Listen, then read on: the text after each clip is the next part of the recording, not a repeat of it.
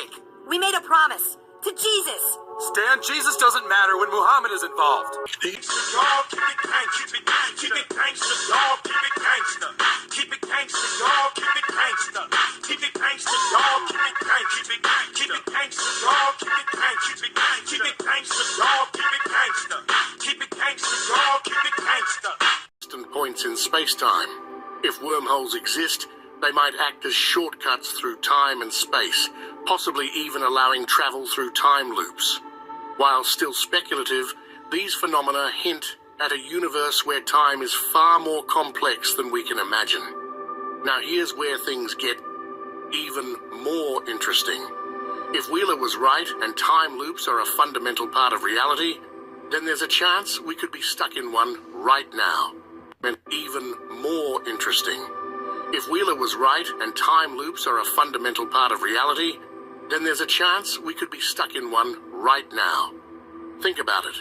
Have you ever had that feeling of déjà vu, where it seems like you've experienced something before, even though you know you haven't?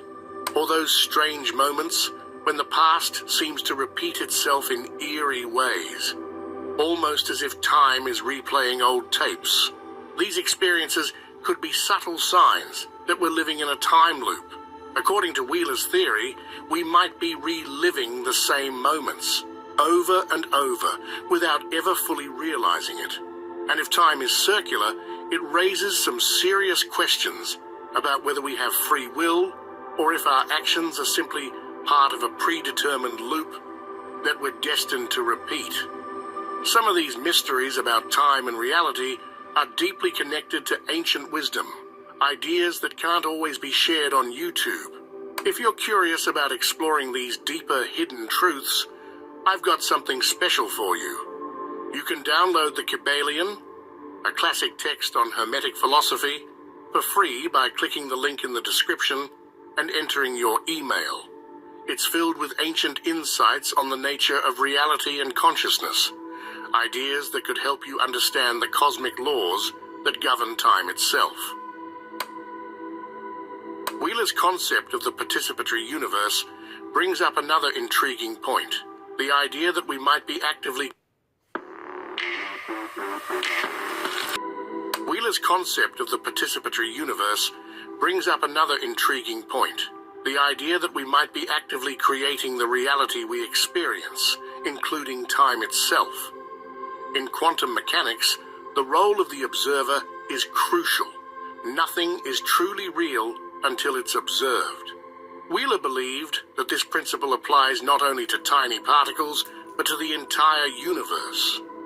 In a time loop, if our observation shapes reality, are we constantly recreating the past, present, and future? Is time an ever-repeating cycle that only exists because we perceive it to be that way? This raises some profound questions about the nature of existence itself. Could we break free from this loop if we were somehow able to change our perception or consciousness? Or are we, by our very nature as observers, locked into this cycle, repeating the same actions, decisions, and events for eternity? If we are living in a time loop, it would mean that our entire understanding of cause and effect is flawed. We tend to think that our choices create the future, but what if the future is already shaping those choices before we even make them? It's a paradox that challenges the very foundation of human experience. Our lives may be predetermined, with events looping back on themselves in a never-ending cycle. But does that mean we are powerless? Wheeler didn't believe so. He thought that by becoming more aware of our role as observers in the universe, we might be able to influence the loop, or even break free from it. Time is one of the most fundamental experiences in human life. We measure it, try to control it, and live our lives according to it. But what if time, as we perceive it, is nothing more than an illusion created by our minds?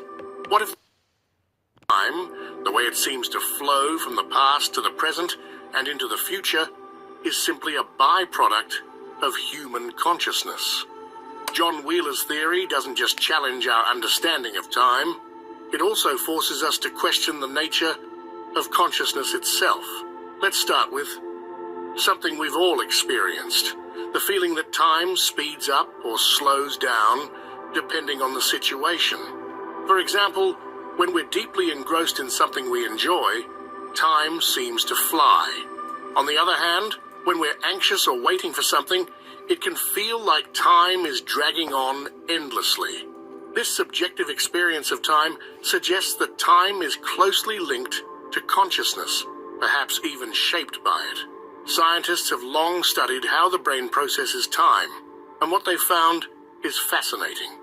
The brain doesn't measure time in a fixed, mechanical way like a clock. Instead, our perception of time is influenced by factors like attention, emotion, and memory. This makes time a fluid experience, one that's tied to how we perceive the world around us. If time is something our brain constructs based on experience, could it mean that time itself doesn't exist outside of consciousness? Wheeler believed that time and reality as a whole might be a construct of the observer's mind. Without consciousness to observe it, there might be no time at all. In this sense, the universe could be a kind of feedback loop, where our awareness shapes the passage of time, and in turn, time shapes our experience. Now let's talk about an intended construct of the observer's time and reality as a whole might be a construct of the observer's mind. Without consciousness to observe it, there might be no time at all. Now that right there, that's pretty interesting, man, if you hear that right there. You know what I'm saying? There might not be no time at all, because I've seen videos where people in other countries outside of America, I'm talking about like folk, deep in Africa and, somewhere over in Asia, you know what I'm saying, where, it's really not, they're not in the matrix, the construct, like how we're in. And, they don't even know their age. They don't celebrate birthdays and nothing like that. Time don't exist over there. You know what I'm saying? Like time, we've been taught to believe in time, just like we've been taught to believe in Santa Claus, the Easter Bunny, Jesus, all this stuff, you know what I'm saying? Because don't you know, only in America is where they play with time. Right now, we in October. So now it's going to be like daylight savings time. So now an hour going to be going back now. They about to put the hour back. You know what I'm saying? So, they play with time over here in America.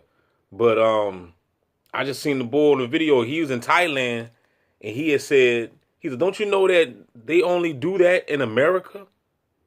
And I was like, wow, you know what I'm saying? I didn't know that. But I'm not even surprised, you know what I'm saying? Because America is the matrix. You know what I'm saying? So going back to what my man's saying right here, it's just some type of construct that's in our minds. It could be another hoax to why people get old so fast too. Because that's another reason why, I got out of that celebrating your birthday theory too. Because, people don't understand that you're doing rituals on yourself. You lighting up the candles. This is all witchcraft. So all you scary folk out here that want to be talking crap about witchcraft, but yet and still to this day, you celebrate your birthday, which is astrology. You look at astrology as demonic, but you will still celebrate your birthday. And what is your birthday? It's all astrology, right? You got your zodiac sign. It's all mapped up with the stars and the moons and the planetary solar system of what time and date that you came into existence. But you'll celebrate your birthday, but you'll demonize astrology. You's a dumbass. You see what I'm saying? And this is what people do. People don't make sense but it's not their fault though, because they have been programmed to think like this. You see what I'm saying? You've been programmed. So it's time to deactivate these programs and make sense. You know damn well that don't make no sense for you to be still celebrating your birthday, but you will sit here and demonize astrology. Call it devil worship. But you still lighting candles on a cake talking about how old are you? How old are you? You know what I'm saying? So you go ahead and continue to put that into the ethers, the atmosphere. The power lies in the tongue, life and death. You know what I'm saying? That lies in the tongue. So you put that out there, and before you know it, you old as hell. You only 26 years old, and you getting old fast. You already look like an old head. So it's these rituals and these mantras that we're doing to ourselves. So basically, you're cursing yourself and don't even know it. Can I get a no there? Don't forget to like, share, subscribe, y'all. Holla back. I'm going to make another video of this right here. Let me end it with what he just said real quick. If time is something our brain constructs based on experience, could it mean that time itself doesn't exist outside of consciousness? Wheeler believed that time and reality as a whole might be a construct of the observer's mind. And they do say when you travel out in the spiritual world, time don't exist out there. So then again, at the end of the day, y'all, time is just another illusion. Without consciousness to observe it, there might be no time at all. In this sense, the universe could be a kind of feedback loop, where our awareness shapes the passage of time, and in turn, time shapes our experience. Now let's talk about something that many of us have experienced.